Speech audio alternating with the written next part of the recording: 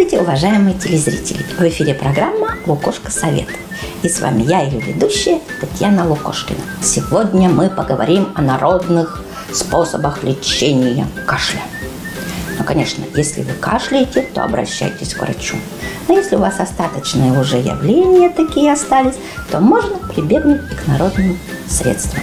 Берем черную редьку, срезаем у нее верхушечку, это у нас будет крышечка, берем или ложку, или нож и начинаем убирать серединку в редьке.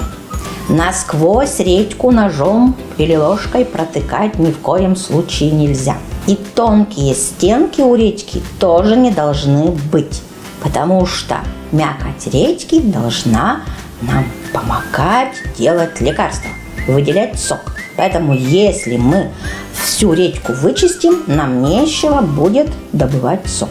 Берем стакан с водой и помещаем туда нашу редьку. Берем мед и заполняем сердцевину медом. Но чтобы было у нас меда чуть-чуть поменьше, не до самого верха нашей редьки, так как будет выделяться сок, и он может вытекать. Потом мы закрываем крышечкой и оставляем. Если мы сделали это с утра, то к вечеру у нас уже будет готова народная микстура от кашля.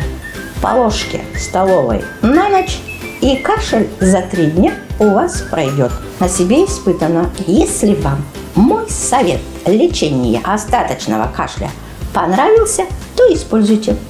А я вам говорю, до свидания, до новых встреч. Всем пока-пока.